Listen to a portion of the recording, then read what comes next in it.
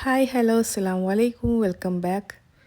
ഇന്ന് നമുക്ക് ബറാത്തിനൊക്കെ ഉണ്ടാക്കാൻ പറ്റിയ നല്ലൊരു കായ്ക്കറീൻ്റെ റെസിപ്പി നോക്കാം.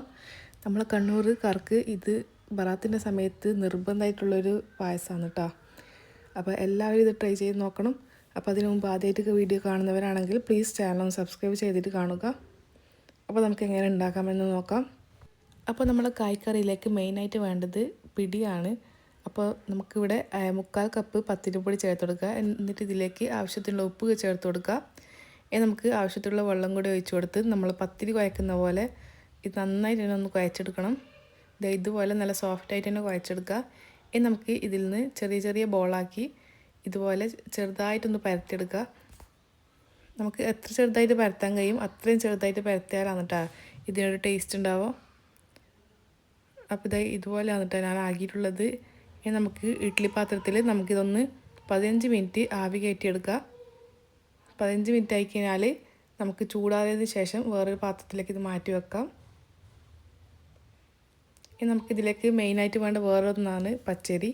ഇത് അരമണിക്കൂർ പുതിർത്തി വെച്ച പച്ചരിയാണ്. ഇത് കുറച്ച് വെള്ളത്തിൽ മിക്സിയിൽ നന്നായിട്ട് തന്നെ പൊടികളൊന്നും ഇല്ലാതെ അരച്ചെടുക്കാം.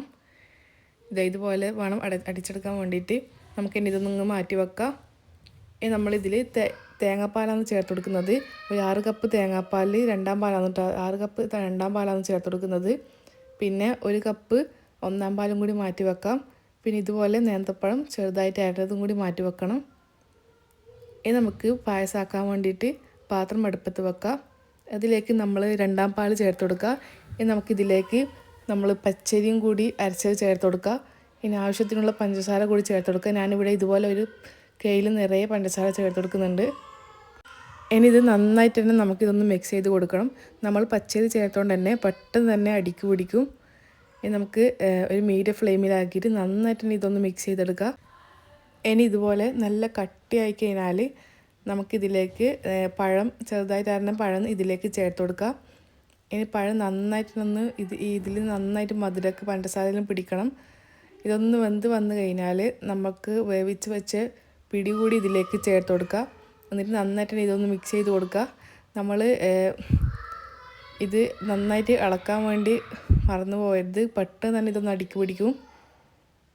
നന്നായിട്ട് ഇതൊന്ന് ഇളക്കി കൊടുത്ത് നന്നായിട്ട് മിക്സ് ചെയ്ത് കൊടുക്കുക.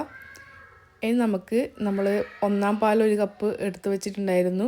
അത് ഇതിലേക്ക് ചേർത്ത് കൊടുക്കുക. പിന്നെ കുറച്ച് ഏലക്ക പൊടി കൂടി ചേർത്ത് കൊടുക്കുക. എന്നിട്ട് നന്നായിട്ട് തന്നെ ഇതൊന്ന് മിക്സ് ചെയ്ത് കൊടുക്കുക. ഇതുപോലെ ഇങ്ങനെ തിള വന്നു കഴിഞ്ഞാൽ നമുക്കിത് ഓഫ് ചെയ്ത് വെക്കാം. വേറൊരു പാത്രത്തിൽ നെയ്യ് ഒഴിച്ച് നമുക്ക് അണ്ടിപ്പരിപ്പ് നന്നായിട്ടൊന്ന് വറുത്തെടുക്കുക. എന്നിട്ട് അത് ഇതിലേക്ക് ചേർത്ത് കൊടുക്കുക. അങ്ങനെ നമ്മളെ നല്ല അടിപൊളി കായ്ക്കറി പായസം ഇവിടെ റെഡി ആയിട്ടുണ്ട്. നല്ല ടേസ്റ്റാണ് കേട്ടോ ഇതുപോലെ ഉണ്ടാക്കാൻ വേണ്ടിയിട്ട്. ഇതിൽ നമുക്ക് വേണമെങ്കിൽ കടലപ്പരിപ്പ് കൂടി ചേർത്ത് കൊടുക്കുക. ഞാൻ അതില്ലാത്തതുകൊണ്ട് ചേർത്തിട്ടില്ല. നല്ല ടേസ്റ്റാണ്. അപ്പോൾ എല്ലാവരും ഇത് നിർബന്ധമായിട്ട് ഉണ്ടാക്കി നോക്കണം. ഇപ്രാവശ്യത്തെ ബറാത്ത് ഇത് തന്നെ ആയിരിക്കട്ടെ സ്പെഷ്യൽ. അപ്പോൾ പുതിയൊരു വീഡിയോയുമായി കാണുന്നത് വരെ bye. Thank you for watching.